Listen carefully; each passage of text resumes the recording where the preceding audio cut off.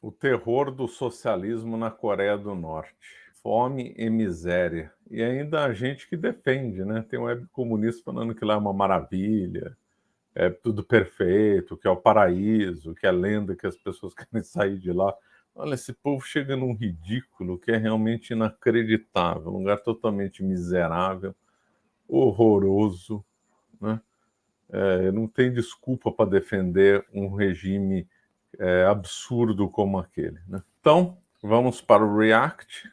Esse React é do canal Manual de História. Então, vamos lá. Se existe um lugar no mundo mais parecido com a distopia do livro 1984 de George Orwell, é a Coreia do Norte. A maioria dos norte-coreanos não tem contato com o mundo exterior, não sabe que existe a internet, nunca viu um filme estrangeiro e não tem permissão para viajar para fora do país. Como toda a comunicação é controlada pelo regime, os norte-coreanos acreditam que o seu país é o mais rico do mundo. Apesar disso, em 2019, apenas 26% da população tinha acesso à energia elétrica.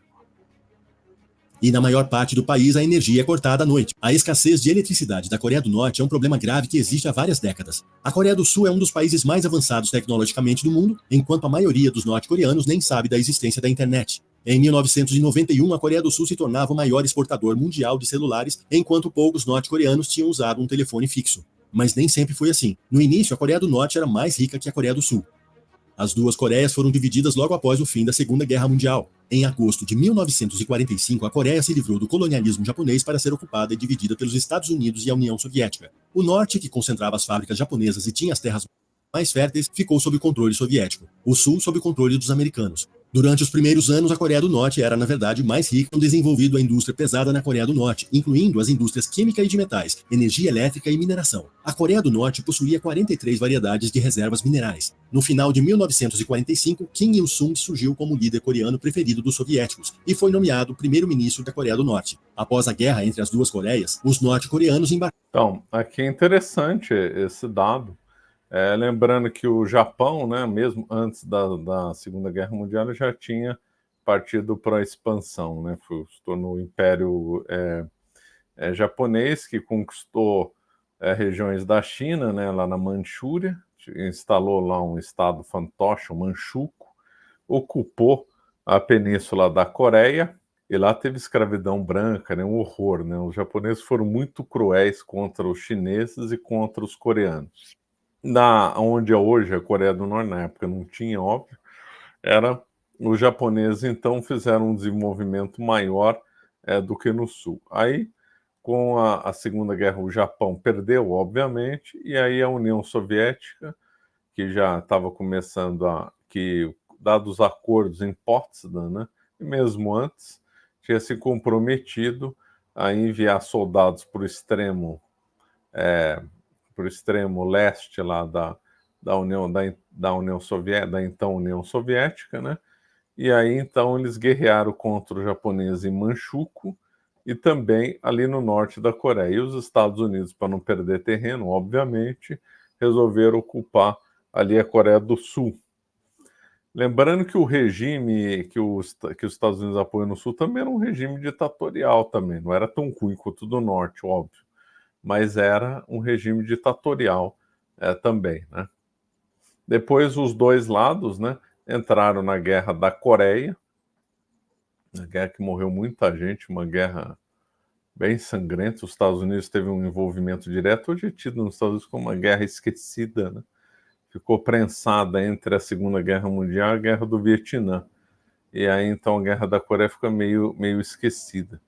E do ponto de vista militar, de estratégia, é uma guerra interessante para ser estudada, graças às manobras inteligentes lá do MacArthur, que talvez, graças a essas manobras, ele tenha evitado que a Coreia do Sul perdesse a guerra. Fez umas manobras lá muito interessantes. Não é o objetivo desse vídeo analisar a Guerra da Coreia, mas já adianta, vale muito a pena estudar sobre essa guerra. Bom, vamos lá. Embarcaram num grande programa de desenvolvimento industrial importando equipamentos modernos das nações desenvolvidas do Ocidente. Com reservas suficientes de carvão e minério de ferro, a Coreia do Norte fez a escolha racional de construir uma economia baseada na indústria pesada. As indústrias leves, como a produção de bens de consumo, foram amplamente negligenciadas. Em um país historicamente miserável, a indústria impulsionou a economia. Entre 1960 e 1975, por exemplo, a Coreia do Norte cresceu a uma taxa média de 13% ao ano.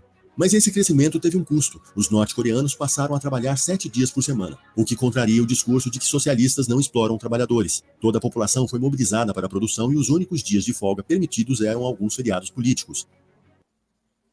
É interessante observar que quem sustentava a Coreia do Norte nessa época, quem era o grande ano, não era a China, era a União Soviética, que tinha lá uma parceria estreita, né? E é muito bom que esse vídeo aí mostre como o Estado explora, né, o trabalhador. É impressionante. É uma exploração assim brutal. Além do que, a pessoa não tem nem o dia de domingo para descansar, né? Kim Il-sung criou o que parecia ser uma economia viável, ainda que espartana. Milhares de coreanos e descendentes que viviam na China fugiram da fome provocada pelo desastroso grande salto para frente de Mao Tse-tung e voltaram para a Coreia do Norte. As décadas de 50 e 60 marcaram o milagre econômico norte-coreano. Numa tentativa de promover o Norte, Kim Il-sung acolheu cerca de 100 mil coreanos que viviam no Japão. Ele usou esses imigrantes como prova de que as pessoas preferiam o socialismo ao capitalismo. Embora tenha mesmo havido algum crescimento, nem tudo era verdadeiro. Grande parte do suposto milagre norte-coreano era ilusória, baseada em propaganda. Os supervisores... E também, conforme eu falei, ajuda soviética, né? Os soviéticos sustentavam países socialistas falidos como modo de propaganda do socialismo no mundo. O exemplo mais claro, além da Coreia do Norte, é Cuba, né? Então, Cuba foi muito tempo sustentado pela União Soviética. A União Soviética ruiu, e aí Cuba caiu na miséria, ou seja, a União Soviética sustentava artificialmente a economia cubana, né?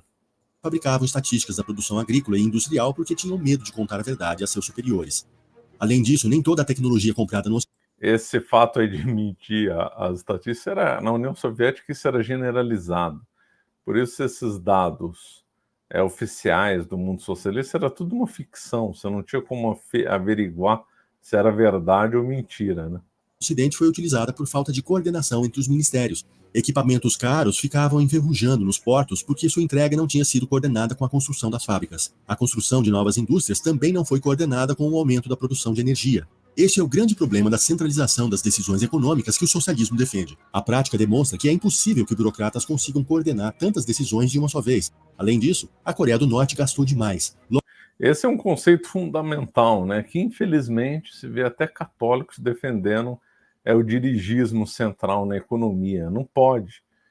Dirigismo central é coisa de socialista, nunca funciona. O que funciona na economia primeiro, descentralização, né, da atividade econômica, o Estado não regular nada ou regular o mínimo possível, e não ter estatal e não ter dirigismo. Não tem como controlar todas as forças do mercado. O risco da atividade econômica tem que ser dos empresários e não do Estado. Isso, o raciocínio é simples, né? Se uma empresa estatal começa a dar prejuízo, lembrando que a legislação no Brasil impede estatal de ir à falência, ou seja, o Estado vai continuar sustentando empresas estatais quebradas, como tinha, né, antes das privatizações do FHC, por exemplo, a Cosipa, na realidade era estatal de São Paulo, né, pertencia ao estado de São Paulo, mas não federal, mas serve como exemplo. Ela chegava a dar 1 milhão de prejuízo por dia e não tinha como fechá-la porque a lei das estatais impedia que qualquer empresa estatal fosse à falência. O Estado tinha que ficar sustentando. Então, se uma empresa estatal vai para a ruína, mesmo que não vai para a ruína, quem que paga? É o consumidor, é o contribuinte, somos nós que pagamos, porque o Estado não produz nada. O Estado recolhe o dinheiro dos tributos. Se as empresas estatais estão indo mal, quem está custeando as empresas estatais são quem paga tributo, ou seja, toda a população, porque tem tributo no leite, no pão, para tudo, qualquer coisa que se faça. Qualquer produto que se compre tem imposto embutido, tem tributo lá, e esses tributos são direcionados para sustentar estatais falidas, né? Embora falida eu estou usando ainda no termo técnico, né? E quando se a atividade fica disseminada na sociedade, se uma empresa privada quebra, quem assume o risco é o empresário. Então, muito melhor você ter empresa privada do que empresa estatal, só por esse raciocínio do risco. Logo, os pagamentos começaram a atrasar. Assim, as relações comerciais com o Ocidente foram interrompidas repentinamente e se transformaram em negociações de dívidas. Em meio às dificuldades financeiras, o golpe militar na Coreia do Sul. Ao contrário do que é divulgado, além da ajuda da União Soviética na Coreia do Norte, não sei se o vídeo vai comentar, havia bancos, bancos ocidentais, o Ocidente estava financiando a Coreia do Norte. Havia investimento ocidental na Coreia, acredite se quiser, mas havia. Tem um livro que conta isso, que é Vodka Cola, um dos melhores livros já escritos sobre investimentos do Ocidente na massa falida do bloco soviético, né, que incluía a Coreia do Norte. Em 1961, foi respondido pelo Norte com um aumento de gastos militares. O objetivo era transformar a Coreia do Norte em uma fortaleza insuperável. Os gastos militares aumentaram para 1/3 do orçamento nacional. Ao invés de cumprir as promessas socialistas de concentrar a produção na melhoria da qualidade de vida da população, com bens básicos de consumo como alimentos, roupas, higiene e calçados, a resposta norte-coreana à crise econômica da década de 70 foi a ortodoxia ideológica. Um novo plano econômico exigia o aumento da produção de aço, eletricidade, cimento, carvão e minério. O slogan oficial proclamava: "Não temos nada a invejar do mundo". À medida que a crise econômica se tornava cada vez mais real, os slogans políticos se tornavam cada vez mais irreais. É provável que as decisões de Kim Il-sung nessa época tenham sido contestadas dentro do partido, porque houve um aumento de encarceramentos nos gulags coreanos. Assim como Stalin, Kim empregou táticas de terror por meio de sua polícia secreta e campos de concentração. Com Stalin, Kim aprendeu a vencer jogos políticos por meio de coalizões e expurgos, consolidou seu poder erradicando impiedosamente adversários políticos. Desde o início do regime, os campos de trabalho forçado existiram. Imitando o Gulag soviético, Kim Il-sung instaurou os campos logo após tomar o poder para tirar do caminho qualquer um que pudesse desafiar sua autoridade. Embora a Constituição do país defenda a igualdade. Então, tanto na União Soviética como em Cuba também, todos esses campos, né, de trabalho forçado, eles cumpriam um duplo objetivo. Primeiro objetivo era coibir opositores, manifestações e qualquer coisa que atrapalhasse o regime comunista. Outro objetivo, não declarado, obviamente, era ter mão de obra escrava. Então, muita produção industrial, ou mesmo agrícola, ou mesmo de construção de estradas na União Soviética, foi produzido dentro do ambiente do Gulag e de similares. Então, o Estado soviético, além de se livrar dos opositores mandados por Gulag, contava com uma mão de obra escrava. Cuba, idem. Mandava as pessoas para determinadas prisões, aí na época da colheita da cana-de-açúcar usava essa mão de obra escrava vinda das prisões. E a Coreia do Norte, idem. Então, os campos de concentração e campos de morte, né, como eles são chamados na Coreia do Norte, também são direcionados para esse trabalho escravo, né? Os nazistas também tinham trabalho escravo, claro. O governo estabeleceu um modelo de sociedade bastante desigual com o sistema Songbun. A Coreia está dividida em 3 classes. A primeira é a elite, que inclui cerca de 2 milhões de altos funcionários do governo leais a Kim. Há cerca de 15 milhões de pessoas na classe dos oscilantes, que têm direitos limitados à educação, saúde, maternidade e outros benefícios. Por fim, cerca de 3 milhões são os suspeitos, que não têm direitos, são os trabalhadores escravos. Durante a crise dos anos 70, o número de suspeitos, prisões e vigilância contra qualquer um que questionasse o regime aumentou. No entanto, quando a Coreia do Norte entrou nos anos 80 e sua crise econômica cresceu, o fracasso em alcançar os objetivos de expansão da produção levaram ao aumento do mercado negro. Como a situação econômica piorou gradativamente na década de 80, os cidadãos tiveram cada vez mais dificuldades para comprar alimentos e produtos de primeira necessidade. Como o regime não encontrou solução para a crise, a partir de meados da década de 80, Moscou deu ajuda econômica à Coreia do Norte em cerca de $1 bilhão por ano, além de armamentos de aproximadamente o mesmo valor. A real extensão da ajuda soviética naturalmente é desconhecida, mas foi crucial porque após a dissolução da União Soviética, a ajuda chegou ao fim, e esse foi o início da rápida queda da Coreia do Norte em direção a uma forte crise na década de 90. Mas o fim da ajuda soviética... Caso análogo aconteceu em Cuba, né? Tanto lá como cá, as duas nações foram em direção à miséria completa, né? Em 91 foi apenas o golpe final de uma economia debilitada há quase 2 décadas. As origens sociais do colapso econômico e da grave escassez de alimentos na Coreia do Norte estão ligadas tanto às limitações do planejamento comunista quanto aos gastos excessivos com defesa e pouca atenção à agricultura e à indústria leve, que resultaram em desequilíbrio econômico.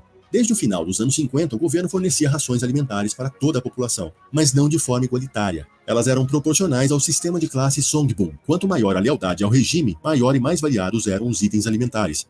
É aquela velha história, né? São sempre uns mais iguais que os outros, né? Membros do Politburo e comandantes militares recebiam uma quantidade generosa diariamente. Mais abaixo, na hierarquia, vinham as rações de 3 dias, as semanais e, por fim, as mensais. As rações mensais eram dadas à maioria da população.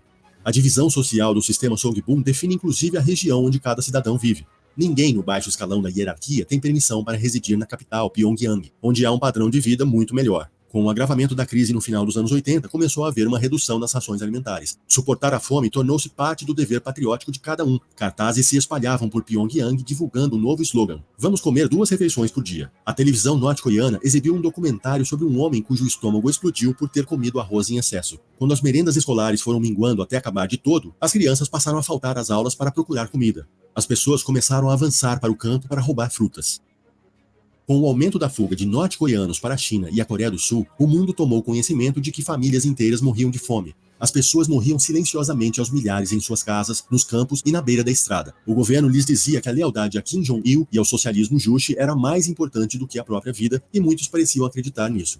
Relatos das regiões do norte da Coreia do Norte sugerem um número de mortos de até 30% da população. Dados de pesquisa de ONGs com refugiados apontam um número de milhões de mortos. Se isso for verdade, tornaria a fome norte-coreana proporcional à do grande salto para frente na China. Em 1996, o governo chinês anunciou que enviaria 100 mil toneladas de grãos, na esperança de reduzir o número crescente de norte-coreanos que atravessavam ilegalmente a fronteira para a China. Depois enviou anualmente 50 mil toneladas de ajuda alimentar até o ano 2000. Entre 1995 e 2008, os Estados Unidos forneceram à Coreia do Norte mais de 1 bilhão e 300 milhões de dólares em assistência alimentar. Vale explicar que no início do regime, Kim Il-sung criou uma versão do socialismo chamada Juche. Ela pregava a autossuficiência do seu país para não depender das potências socialistas. Por isso, durante a crise, a ajuda internacional foi vista como um segredo vergonhoso que o regime não podia revelar aos cidadãos comuns em um momento de fome generalizada. Apesar de toda a ajuda internacional, a fome se estendeu até 2001. Um relatório registrou que havia entre 2 milhões e 2 milhões e meio de pessoas desaparecidas de 1995 até o início de 2001. Entre elas, 90% supostamente morreram de fome e 10% foram consideradas desertoras. O relato de um desertor do regime conta que em 1994 houve racionamento de alimentos. Passamos o ano com a comida racionada. Depois de acabar tudo, todos se tornaram ladrões. Em 1995, as pessoas começaram a roubar recursos materiais nas fábricas e vendê-los no mercado negro para obter alimentos. Só sobreviveram os membros do partido, contrabandistas, ladrões e prostitutas.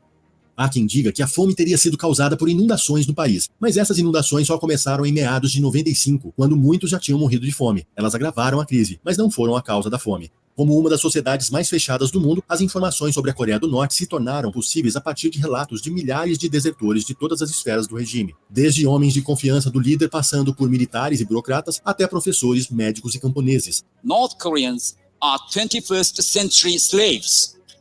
The people like me escaped from slavery at different times, but there are still many. Antes da década de 1990, pouco se escrevia sobre a Coreia do Norte, mas à medida que dezenas de milhares de norte-coreanos fugiam do país opressivo e assolado pela fome, as informações sobre a Coreia do Norte e seus campos de concentração começaram a chegar ao mundo exterior. Existem hoje cerca de 20 mil refugiados norte-coreanos na Coreia do Sul e dezenas de milhares na China e outros locais da Ásia. Vários relatos desses refugiados foram traduzidos para o inglês e são uma leitura sombria sobre a vida na Coreia do Norte. Muitos socialistas nas redes sociais garantem que não se sabe quase nada sobre o regime norte-coreano e tudo o que se fala é especulação. Mas se pesquisassem um pouco mais, veriam que a Coreia do Norte já não é uma incógnita. Nas últimas décadas, houve uma enxurrada de livros publicados sobre o país que produziu um conjunto diversificado de análises e informações úteis para estudiosos, professores e leitores do tema, para além dos estereótipos dos meios de comunicação de massa.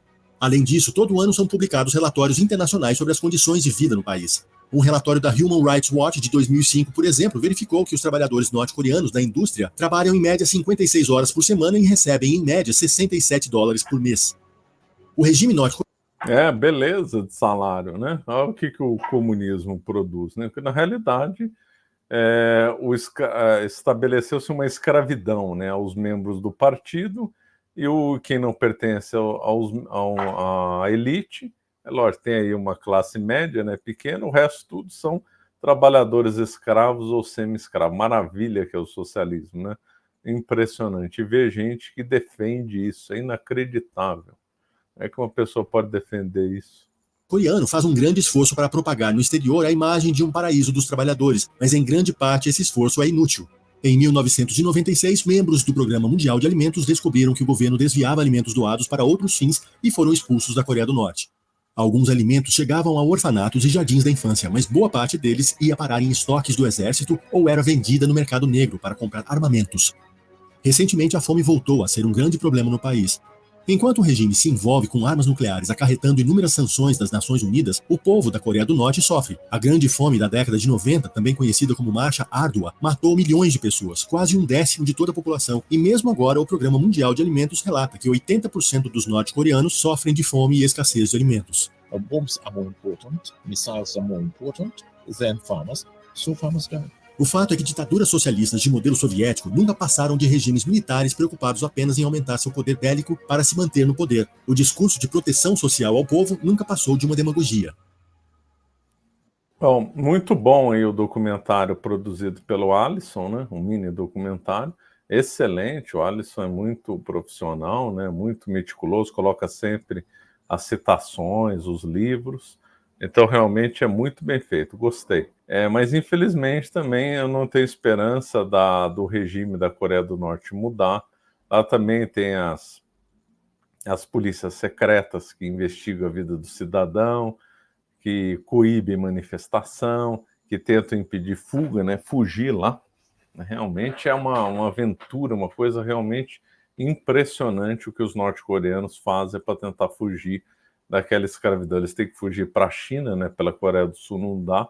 Alguns fogem com botes, mas o menos arriscado é pela China, né? E a China deporta qualquer norte-coreano que chegue no seu território. Então eles têm que atravessar o território chinês, ou em direção à Mongólia, ou em direção aos países que fazem divisa com o sul da China, né? Vietnã e outros. Só que o Vietnã parece que também deporta, e eles têm que ir para a Tailândia, e aí da Tailândia buscar ajuda e ir para a Coreia do Sul. Então, realmente é uma coisa assim assustadora. Tem livros que relatam como é a fuga, eu cheguei a ler, acho que chama, como é que é? Campo 18 ou Campo 9, né? Que realmente é impressionante. E como o controle e a vigilância na Coreia do Sul é uma coisa inacreditável, né? Tem o relato de um ex-agente do Fidel Castro, esqueci o nome dele, mas o link vai estar na descrição, um livro que vale muito a pena ler. Ele conta que o Fidel Castro fez uma visita para a Coreia do Norte e ele era o chefe da segurança lá da equipe cubana, né? Ele era cubano, chefe da segurança do Fidel Castro. Ele é desertor, né? Fugiu para os Estados Unidos e lançou um livro muito bom que relata muito da vida do Fidel Castro, né? E aí, então, ele foi, então, para a Coreia do Norte, junto com o Fidel Castro, né? Interagiram bem, porque Cuba e Coreia do Norte eram aliados, né? Interagiram bem e tal, mas ele sabia que ele estava intensamente vigiado, né? Então ele disse que no elevador, sabendo que ele estaria sendo vigiado, ele fez um teste de propósito para ver que nível que era essa vigilância. Então, dentro do elevador, ele comentou com outro agente cubano, falando que gostaria de ler as obras de Kim Il-sung em espanhol. E aí, quando a comitiva do Fidel Castro estava de volta para Cuba, esse chefe da segurança cubana recebeu de presente uma coleção do Kim Il-sung em espanhol, né? Ou seja, leram, né, que ele queria isso e aí deram de presente para ele. Ele falou que esse daí, ele sabia que tinha uma escuta no elevador e ele fez esse teste aí de propósito. Então, é um regime brutal, né? Uma selvageria completa a Coreia do Norte, e os líderes lá, tanto o avô, o filho, o pai, agora esse doido aí, o Kim Jong-un, só ficam preocupados com bombas. Eles vivem muito bem, né? Cercados, andando de Mercedes, comendo, tomam vinhos franceses, conhaque francês, etc., né? Isso aí tudo todo mundo sabe. A Coreia do Norte, a renda dela, além das coisas normais, eles têm várias empresas no exterior de fachada, e aí conseguem faturar algum dinheiro e enviam tudo para a Coreia do Norte, né? Bom, para não me alongar muito, gostaria de lembrar a todos que dentro da Escola da Verdade Histórica nós temos um curso completo sobre marxismo. Aí o que eu abordo nesse curso é o marxismo do ponto de vista teórico, como foi exposto por Marx e Engels. Eu não abordo o socialismo real, mas abordo os principais temas e principais pontos do marxismo. Então vale muito a pena entender como é que é o marxismo, a teoria do marxismo, que isso é muito bom para discutir e contra-argumentar contra os comunistas, né? Lembrando que o sistema do Marx é criminoso e tem essa lenda que o socialismo real não aplicou princípios no marxismo. É lenda. O socialismo real, embora não possa ter aplicado tudo, 100%, porque não dá, porque o sistema marxista é uma ilusão, um delírio completo, mas o pouco que aplicaram deu nisso, né? Coreia do Norte é uma aplicação do marxismo, e como toda aplicação do sistema marxismo leva o país à fome e à miséria, né? Impressionante. E ainda tem gente que defende isso. Bom, vamos ficando por aqui. Obrigado.